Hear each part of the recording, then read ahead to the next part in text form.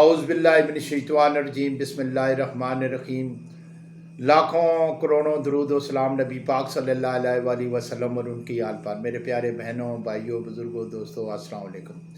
بہت سے بندوں نے یہ دوبارہ مجھے کہا کہ یہ ویڈیو کوئی لوڈ کریں کہ منہ سے بدبو کا آنا، ہاتھ پاؤں، یعنی ہاتھوں سے تو نہیں آتا، پاؤں سے بدبو کا آنا اور پسینے سے جو پسینہ ہوتا ہے اس کے بدبو آنا، اس کے لیے کوئی بتائیں۔ تو اس کے لیے بہت ہی مجرب اور بہترین قسم کا نسخہ میں بتاتا ہوں۔ بڑا سستا اور کامن سا نسخہ ہے یہ نسخہ۔ اگر آپ کے منہ سے بدبو آتی ہے تو آپ میرے بھائی ایسا کریں کہ ایک چھوٹا سا ٹکڑا، اتنا سا ٹکڑا لے کر ادرک کا، اسے چھیل کر آپ سونے سے پہلے 10-15 منٹ منہ میں رکھیں۔ یہ فنکشن جو ہوگا یہ کتنے دن کے لیے، 5 سے 6 دن آپ کریں، بس آپ کی منہ کی بدبو مکمل طور پہ ختم ہو جائے گی۔ یہ بدبو کیوں آتی ہے؟ یہ معدے کی وجہ سے ہوتی ہے۔ یہ جو چیزیں گل سڑ جاتی ہیں ہمارے دانتوں میں، اس کی بدبو ہوتی ہے، معدے کی بدبو ہوتی ہے۔ تو یہ ادرک سے یہ جراثیم مر جاتے ہیں، وہ بدبو ختم ہو جاتی ہیں۔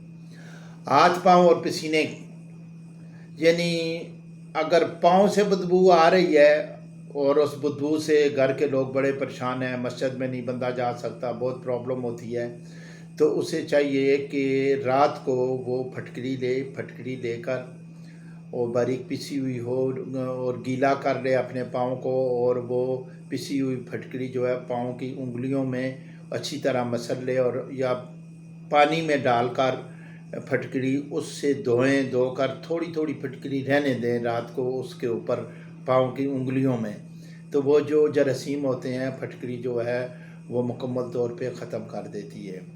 تو اگر پسینے سے بدبو آ رہی ہے تو سندل کا گوند لیں، اسے تھوڑا سی گرم کریں گے آپ سندل کے گوند کو، تو وہ بالکل ہاتھ لگانے سے باریک ہو جائے گا، بالکل پس جائے گا۔ اسے پیس کر 500 گرام کیپسول کی ایمٹی جو کیپسول ہوتے ہیں، خالی کیپسول ہوتے ہیں، اس میں ڈال کر صبح شام کھائیں 10 سے 15 دن، تو انشاءاللہ پسینے سے بدبو کے بجائے خوشبو آنی شروع ہو جائے گی۔